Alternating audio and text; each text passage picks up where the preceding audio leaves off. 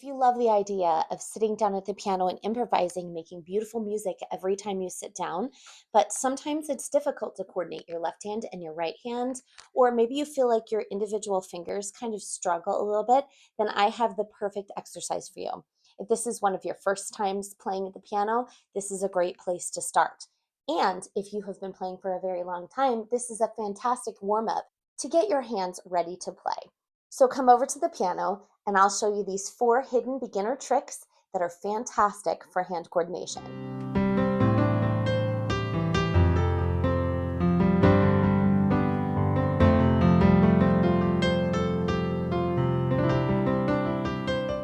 Hi, my name's Rebecca and welcome to my music studio. I have a passion for teaching people how to sit down at the piano and play beautiful music every single time you play. Make sure to check out this video that has a really great chord progression if you're ready to jump right into a beautiful chord progression and play today. Comment below if this is one of your first times ever playing on the piano. And if you have been playing for a while, let me know if you've been having this very common problem of coordinating both hands at the same time. So this is a really great place to start to work on those technical skills. If you learned something in this video, make sure that you hit the subscribe button, hit that bell icon so you know every single time I upload a new video. So the first thing that we're going to talk about is the key of C major. And that happens between a C and a C. I love starting in C major because it's only white notes, so you don't have to worry about any of the black notes. Now, if we were to play the C scale, we would play every single note between C and C and then back down again like this.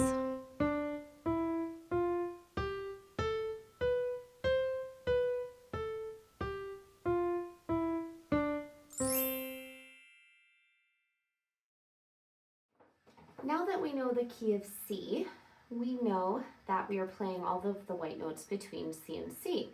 So that means that we can build some chords in our left hand. So I'm going to show you what the left hand and the right hand are doing individually, and we're going to immediately combine them.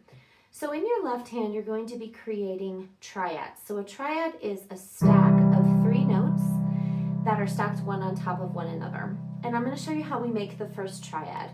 And all the rest of them are all the same. So from the C, we go up 3. We say 1, 2, 3. That leads us to an E. And then from the C, if we go up 5, 1, 2, 3, 4, 5, that's a G. Put all 3 of those together, and that is our first chord, C, E, G. Now you're going to be right now playing them with your 1, 3, and 5 finger. So in your left hand with your 1, 3, and 5, we're going to play that first chord. And then I want you to practice keeping that same pattern, but then moving up in the scale. So then 1, 3, and 5 are going to move up to the next note, D, F, and A, and then the next note. And we're just playing triads along the key of C, all the way up until we get to the next C, E, G. And then we're going to come back down.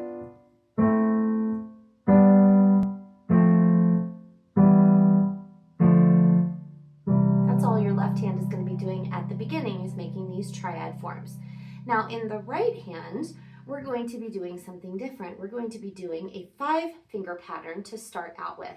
So we have 1, 2, 3, 4, and 5 on the first 5 notes of the C scale. So we have C, D, E, F, and G. So what your right hand is going to be doing is just playing all of these notes individually and then coming back down.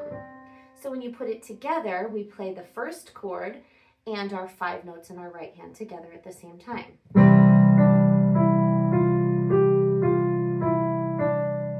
Then we're going to move everything up, including the right hand as well. Keep going. All the way up the scale.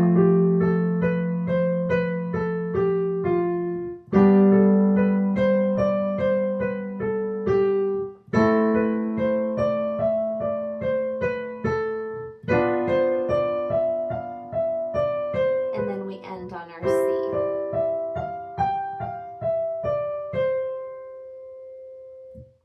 So then, once you've tried that so that you're holding your left hand for 4 beats, we're now going to be hitting 4 notes at a time. So this would be like quarter notes. 1, 2, 3, 4. And then we switch to our next chord all the way up. So this will sound like this when we put it together.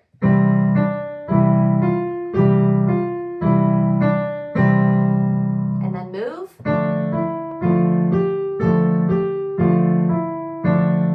And then move all the way up. So your hands are doing individual things and you're gradually moving up and down together. Now let's talk about the C scale that we talked about before with one finger, but now we're going to try it with the proper scale fingering. First of all, I want you to look at the different notes between C and C. And when we get to a B, this is our important note because this is the only note that we're playing our forefinger. If we're making our fingers different numbers, thumb is 1, 2, 3, 4, and 5. So the forefinger only ever plays one note, and that note is the 7th of the scale. So that one is here. If you ever find your forefinger playing any of the rest of the notes, it's wrong. Okay, so what we need to know is that we only have 5 fingers, but we have to somehow get from here up to here. And we do that by going underneath our hand like this. Our thumb is going to come underneath. So what we do is we're going to do 1, 2, 3. And then on the 4th note, we don't play our 4 here because 4 only plays the B. We're going to take our thumb and go under and then reposition our fingers. Okay, so watch that again. 1, 2, 3, thumb under. 1, 2, 3, 4, 5. Okay, one more time. 1, 2, 3, under. 1, 2, 3, 4, 5. And then to come back down, we're going to do the same thing only in reverse. So we start with number 5 with our pinky and we go 5, 4, 3, 2, 1. And this time we're going to go over. We're taking our 3 finger over to the E and then reposition our hand. 3, 2, 1. So watch that one more time. 5, 4, 3, 2, 1. Over 3, 2, 1. So I would practice that a few times with the correct scale fingering. Go up and then immediately come back down. And I would do that a few times until it becomes nice and fluid like this. Okay? Now for this second exercise, we're going to be playing the right hand in the scale fingering that we just learned. And then we're going to move up to D. Now this is not the D minor scale. This is simply doing the same patterns on the white notes as we just did starting on C. So this one will start on D and it'll sound like this.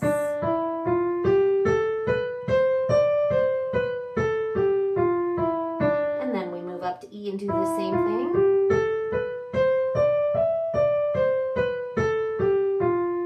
We're going to go all the way through the scale that way. So once you feel prepared that you have done that enough with your right hand so you don't have to really think about where your thumb is going under, we're now going to put our chords with it and they're going to move up as we go. So it'll sound like this. Then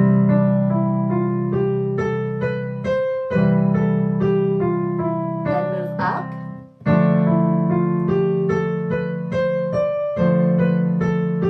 Then move up and we continue on for the rest of the scale this way. And then after you've gone through the whole entire scale, you're going to be perfectly familiar with this right hand pattern of the 1, 2, 3 under, 1, 2, 3, 4, 5, and then changing it back around to go back. And this will also teach you the C scale in more ways than one. One of my favorite left hand patterns that if you've been around here for a little while, you will notice that I do this left hand pattern all the time. And these are called representative chords. So we're going to practice, instead of doing the triad like this, we're going to do representative chords. So all a representative chord is where we take an octave, which for example is like a C and C, and we put a G down in the middle. and that is the fifth. So if you remember, we did a third and then we did a fifth. That G, that's where that fifth comes from. So we have 5 finger on C, 2 finger on G, 1 finger on C. So we could take this pattern and move up the scale this way. And that's what's going to be happening in this next exercise, all the way up the scale. All right, so for right now, we're going to play them all at the same time. And I'm going to separate my hands by an octave. So here's middle C. Instead of starting on that middle C, so we're sharing, I'm going to start my thumb over here. Now you can do 2 things. First of all, if you feel that you are comfortable, you can do the entire scale that you just did, or you can stick with the 5-finger pattern. So right now I'm going to do the 5-finger pattern, and I'm still going to be moving my hand up every single time. So first I start on C, then I move up to D, E, etc. All right, let's give this a try. Move up to D, E,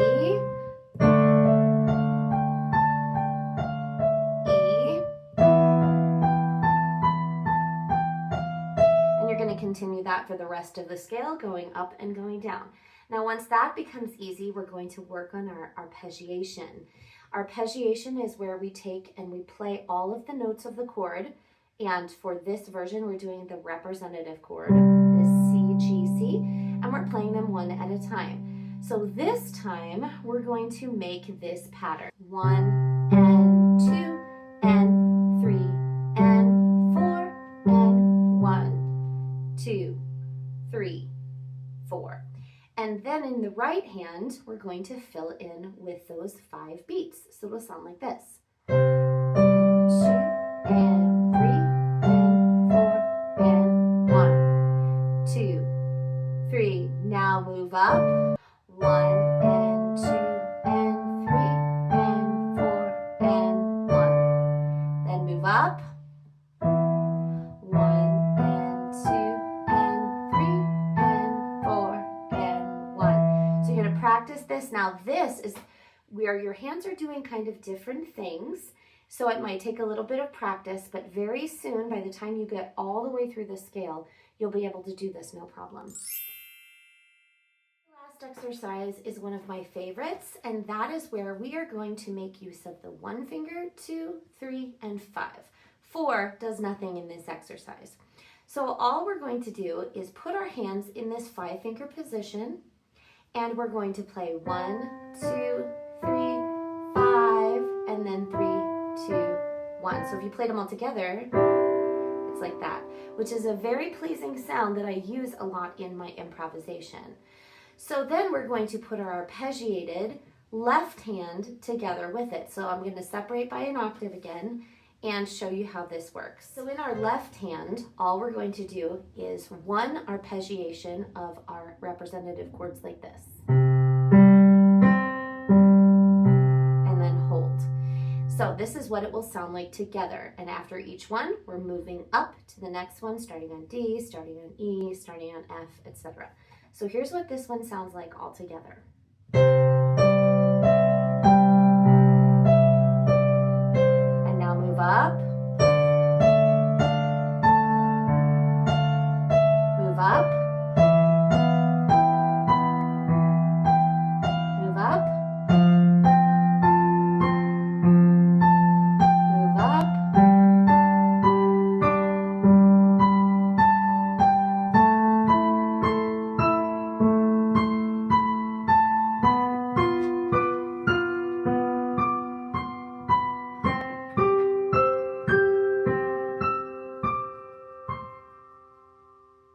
I hope you had a great time learning this beautiful little warm-up that we have here and trying these 4 different things. Really give it a solid shot. Within just a few days of doing this warm-up exercise, your hands will be stronger, they will be more independent, and you will be ready and well on your way to learning how to improvise on the piano. Since we were working in C major today, if you would love a great C major video, make sure to check out this one because it has a wonderful chord progression that's going to sound amazing.